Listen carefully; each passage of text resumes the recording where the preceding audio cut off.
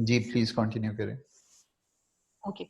अच्छा बच्चों, हमारे पास हम लोगों ने जो विजन और मिशन बनाया था और जो स्वॉट बनाया था, वो दोनों ही हमारे पास बिजनेस स्कूल का था। हमने कहा था चाहे आईबीएम का कंसीडर कर लें, ठीक है, ताकि मोस्ट रिसेंट एग्जांपल आपके पास है तो लिविंग एग्जांपल है, सो उसमें आप देख सकते हो कि क्या क्या चीजें प्रॉब्लम्स आ रही हैं, स्ट्रेंथ्स कहाँ है, वीकनेस कहाँ है। अब आप लोगों ने क्या करना है, आईएफई बनाना है आज। आईएफई किस तरह से बनाना है, आज की असाइनमेंट ये है, आपने सबसे पहले जो इंटरनल फैक्टर्स हैं उनको आपने जॉट डाउन कर देना है। ठीक है, इंटरनल फैक्टर्स में आपके पास आएंगे स्ट्रेंथ्स और वीकनेस। तो जो फर्स्ट वाला कॉलम आपने क्रिएट करना है उसमें आ जाएंगी आपके पास स्ट्रेंथ्स और वीकनेस। ये तकरीबन मिला के होनी चाहिए कोई 15 से 20। इनको आप अलहदा करना चाहो तो भी ठीक है, अगर मतलब ऊपर हेडिंग दे दो कि ये स्ट्रेंथ्स हैं और ये वीकनेस हैं जो हमें सबसे ज्यादा मोस्ट इंपॉर्टेंट लगी है। ठीक है, उसके बाद नेक्स्ट कॉलम में आपने चले जाना है वेट्स असाइन करने। Next column is for the weights. Weights में मैंने अभी बताया है, आपने वेटेज देना है हर उस स्ट्रेंथ को और वीकनेस को, हर उस फैक्टर को जो आपकी इंडस्ट्री में सक्सेसफुल होने के लिए जरूरी है। और हर फैक्टर को वेट करने के बाद उसका जो सम है वो 1 के इक्वल होना चाहिए। मतलब 1 में से सबसे इंपॉर्टेंट ये है, उससे कम ये, उससे कम ये, उससे कम ये। तो इसमें करना क्या होता है आपने, जैसे फर्ज करो अगर बिजनेस स्कूल है तो सबसे ज्यादा इंपॉर्टेंट तो आपका करिकुलम है, आपकी फैकल्टी है, जो टीचर्स आपको पढ़ा रहे हैं, आपको जो क्वालिटी ऑफ एजुकेशन दी जाती है वो इम्पोर्टेंट है, आपका इंफ्रास्ट्रक्चर इम्पोर्टेंट है। और अगर हम कहें कि चलो कैंटीन भी कहीं ना कहीं इम्पोर्टेंट है, लेकिन अगर आप ये कहो कि कैफेटेरिया की जो प्रेजेंस है वो उसकी स्ट्रेंथ है या कैफेटेरिया बहुत अच्छा है, तो उसको हम थोड़ा सा माइनर सा वेटेज देंगे। ठीक है, तो बहुत ज्यादा उस इंडस्ट्री में सक्सेसफुल होने के लिए, एक अच्छा बिजनेस स्कूल चलाने के लिए बहुत लेविश कैफेटेरिया की नहीं जरूरत होती, बल्कि एक अच्छी फैकल्टी की, करिकुलम की और इन चीजों की ज्यादा जरूरत है। बताने का मकसद ये है कि वेट्स आप इस तरह से साइन करते हो कि जो फैक्टर सबसे ज्यादा इंपॉर्टेंट है उसको 1 में से सबसे ज्यादा वेटेज, और उसी तरह से कम करते करते करते टोटल जो फैक्टर्स हैं उनका सम 1 के इक्वल होना चाहिए। और ये इंडस्ट्री बेस्ड होते हैं। जब मैं कह रही हूँ मैम एक बिजनेस स्कूल को सक्सेसफुल होने के लिए, तो किसी भी बिजनेस स्कूल को सक्सेसफुल होने के लिए। हाँ जी ऐसा।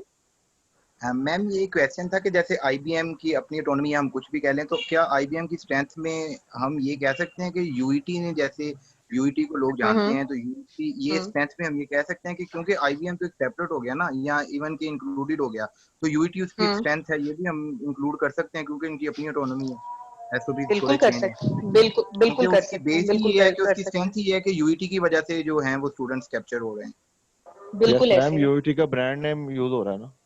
बिल्कुल ऐसे। तो that is the most powerful strength for you. ठीक है, ओके लेकिन जब मैं थैंक कह यू। रही हूँ लेकिन जब मैं कह रही हूँ कि किसी भी, तो आपने इसको जेनेरिक करके लिखना है, आपने इसको लिखना है फ्लैगशिप ऑफ अ यूनिवर्सिटी। ठीक है, तो वो जिसके पास भी वो कोई भी बिजनेस स्कूल जिसके पास अच्छी यूनिवर्सिटी का फ्लैगशिप होता है, जो उसके अंडर काम कर रही, उसके साथ एफिलिएटेड होता है या उसका हिस्सा होता है, वो डेफिनेटली उसकी ओवरऑल रिप्यूट को एंजॉय कर रहा होता है। ठीक है, तो जो वेट्स होते हैं वो इंडस्ट्री बेस्ड होते हैं। 2 कॉलम हो गए, सबसे पहले कॉलम में आ गई स्ट्रेंथ और वीकनेस, दूसरे कॉलम में आ गए वेट्स, तीसरे कॉलम में क्या आ जाएगी, रेटिंग। रेटिंग का मतलब है अगर आप उस स्ट्रेंथ में बहुत अच्छे हो तो 4 की तरफ। ठीक है, 4 वॉज मेजर स्ट्रेंथ। अगर वो आपकी मेजर स्ट्रेंथ है, वो वाला फैक्टर जिसको आप रेट करने जा रहे हो, तो आप क्या लिखोगे उसके सामने, 4। अगर आप उस चीज में स्ट्रांग हो लेकिन कोई बहुत ज्यादा स्ट्रांग नहीं हो, माइनर सी स्ट्रेंथ है, तो फिर आप वहां क्या लिखोगे, 3। अगर उस फैक्टर में आप थोड़े वीक हो तो फिर आप क्या लिखोगे, 2। और अगर उस फैक्टर में आप बहुत ही ज्यादा वीक हो तो फिर आप क्या लिखोगे, 1। ठीक हो गया, 1 to 4 रेटिंग आ गई। उसके बाद आपने क्या किया, वेट को मल्टीप्लाई कर दिया रेटिंग से हर रो में, तो आपके पास क्या आ गया, वेटेड स्कोर या WS आ गया। वो जब सारे फैक्टर्स के सामने आ जाएगा वेटेड स्कोर, तो उस कॉलम का आपने समेशन लेना है। वो आपके पास आता होता था बच्चों टोटल वेटेड स्कोर, जिसको हमने कहा था कि ये 2.5 से ऊपर आए, ये 1 से 4 के बीच में लाया करता है। अगर ये 2.5 से ऊपर हो तो you are performing above average, एंड अगर ये 2.5 से नीचे हो तो you are performing below average. Is that clear? ये बाकी सारी जो डिटेल है वो आपको उसमें दी भी हुई है। ओके मैम, एक और क्वेश्चन था मैम, जैसे यूईटी तो इंजीनियरिंग में एचईसी की रैंकिंग में 3rd या 4th पे आते हैं, अगर हम इसको वैसे जेनेरिक में देखते हैं, इसका स्पोर्ट हम्म एनालिसिस करते हैं, तो आईबीएम हम्म बिजनेस स्कूल में अभी इसकी कोई अभी जो है एनबैक के वो, साथ एक्रेडिटेशन नहीं है हमारी, तो अगर यस मैम, आप ये लिख तो सकते ये हो कि हम वीकनेस में हम एक्रेडिटेड इसको, हैं कि नहीं, ये वीकनेस है, ये वीकनेस। ओके ठीक है, ओके आ मैम, जाओ थैंक यू। मैम ये बच्चों, आज की स्क्रीन भी, ये असाइनमेंट है। जी मैम यस सॉरी, ये प्लीज। स्क्रीन भी शेयर हो रही है जो आप बता रही हैं। जी जी बिल्कुल।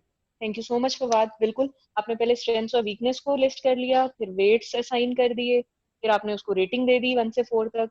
वेट्स और रेटिंग को मल्टीप्लाई किया तो आपके पास आ गया वेटेड स्कोर। जब वेटेड स्कोर का टोटल आपने लिया तो वो 1 से लेकर कहीं 4 के बीच में फॉल कर रहा होगा। 2.5 से ऊपर करे तो बहुत अच्छा, 2.5 से नीचे करे तो you are performing below average. तो आपने ये असाइनमेंट कंप्लीट करके फवाद को ही ईमेल कर देनी है। बाद आप काइंडली काम कीजिएगा, आप इनकी ग्रुप वाइज उसी तरह से ना इनके फोल्डर्स बनाते जाएं। मतलब इस ग्रुप की ये असाइनमेंट आ गई है और इसकी ये वाली आती गई है, जी ताकि बेहतर। जिनकी लेट असाइनमेंट सबमिट हो रही है हमें पता हो कि इनकी लेट सबमिशन हुई है। जी बेहतर मैम। ठीक है, ऑलराइट। मैम डेडलाइन फ्राइडे तक करवानी है?